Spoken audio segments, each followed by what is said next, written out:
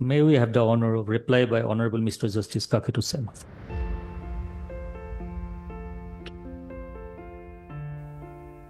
Honorable Chief Justice, my esteemed colleagues on the bench, Mr. Shantanu Thakur, Vice President, Gauhati High Court Bar Association, Mr. Shantam Count, President, Gauhati High Court Advocates Association, Mr. P.D. Nair, Member, Bar Council of Assam, Nagaland, Mizoram, Arunachal Pradesh and Sikkim, Mr. Dipankar Nath, Senior Government Advocate, Assam, Ms. Monica Kichi, Additional Advocate General, Nagaland, Ms. Panchali Bhattacharya, Additional Advocate General, Mizoram, Mr. Arun Chandran, Senior Government Advocate, Arunachal Pradesh, Mr. Ranjit Kumar Dev Chaudhary, Deputy Solicitor General of India, respected members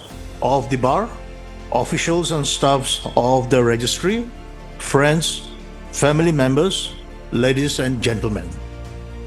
Today, I feel a wave of emotions that is difficult to put into words.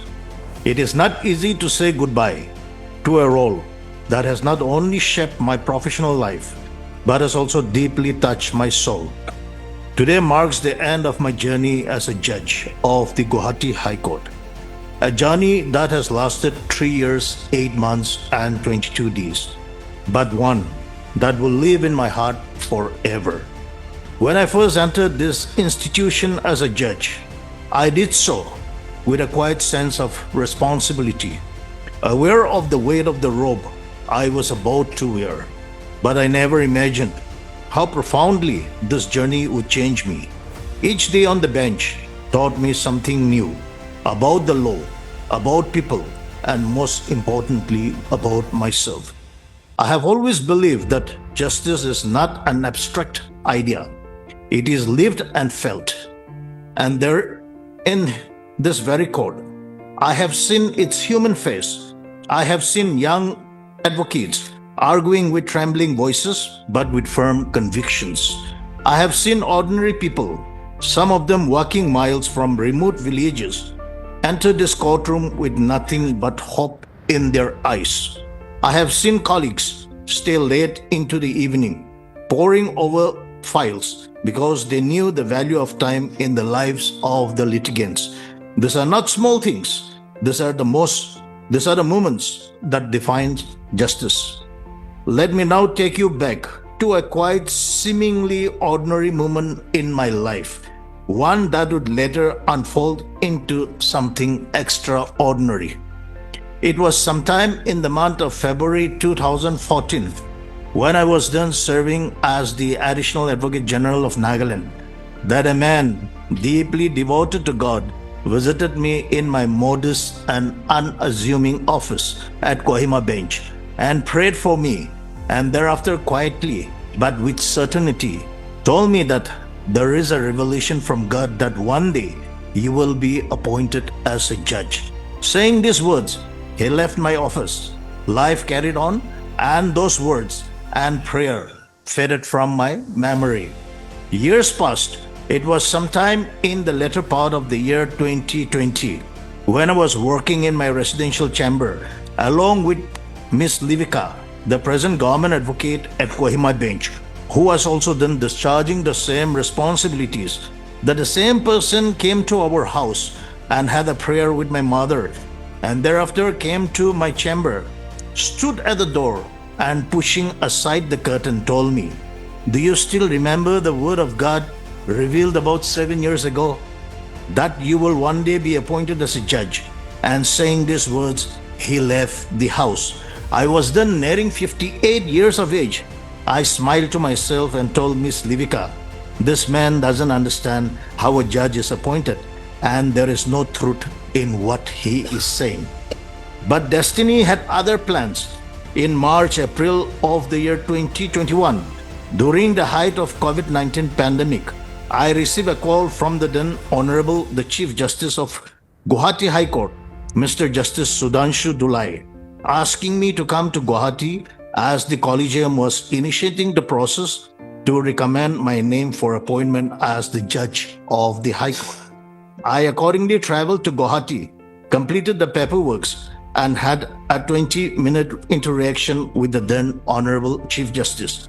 He candidly shared that everything appeared to be in order, except for one concern, my age. But he said, "We will leave everything to God." A few months later, my name was recommended by the Supreme Court Collegium, and on the 13th day of October 2021, I was appointed as an additional judge of the Gauhati High Court. The rest is destiny. The person who foretold my appointment, however, unfortunately expired during the COVID pandemic just before my elevation as a judge. The journey from the small chamber of this courtroom has been paved with learning, with struggle, and with the quiet determination to serve the law in the best way I knew how.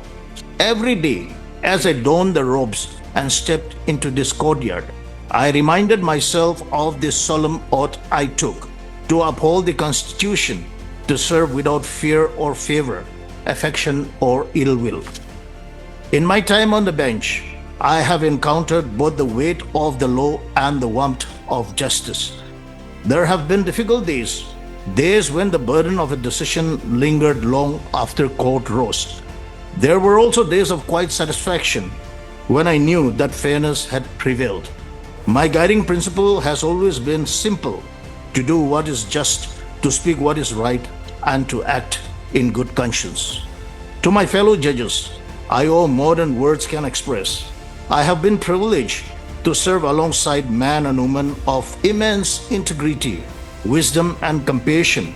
Your companionship and support made the burdens lighter and the responsibilities more meaningful. I carry with me the lessons I have learned from each of you, lessons not just in law, but in patience, empathy, and courage. To the members of the bar, I offer my sincere appreciation. I have had the privilege of listening to some of the most articulate, insightful, and passionate arguments in my courtroom. I admired your tenacity, your respect for the bench, and above all, your unwavering commitment to your clients and to the cause of justice. Even when we disagreed in the court, I always valued the sincerity behind every submission. I want to say a special word to the young lawyers. You are the future of this profession, of this institution. Work hard, stay honest, let your ethics speak louder than your words. Always remember that practice of law is not just a profession, it is a calling. There is an old saying that legal profession is a jealous mistress, always requiring your constant attention. To be in this profession, you have to fully give yourself to the profession, and by doing so, there is no limit in achieving your desired goal in life. To our judicial officers across Assam, Nagaland, Mizoram, and Arunachal Pradesh, you are the invisible pillars of our system. I have seen firsthand the challenges you face, the difficult terrains, the shortage of resources, the pressure of pendency. Yet you carry on with integrity and dedication. I salute you. Never forget how important your work is, how deeply it touches the lives of the people we serve. To the registry and court staff, thank you. You are the beating of this institution. From the ushers to the stenographers, from the clerks to the security personnel, you kept this place running with quiet efficiency. With immense loyalty, you made my work possible, and I am deeply grateful. Now allow me to speak from my heart about those close to my family. I wish to thank my beloved wife who is present in our midst today. She has been my rock, my strength, and my quiet partner in every stage of my life. She completed her law degree from Campus Law Center, Delhi University in the year 1992 and joined the bar. We were married in December 1993. After our marriage, she chose to give up her legal practice and joined a government corporation as an executive officer. But her sacrifices didn't end there. In order to support me more fully, and to dedicate more time to our family, she took voluntary retirement from her job. It was a decision driven not by necessity, but by love and faith. I can say today, with utmost sincerity and pride, that my wife's sacrifices and her unwavering support have been instrumental in whatever I have achieved in life, and I am deeply indebted to her.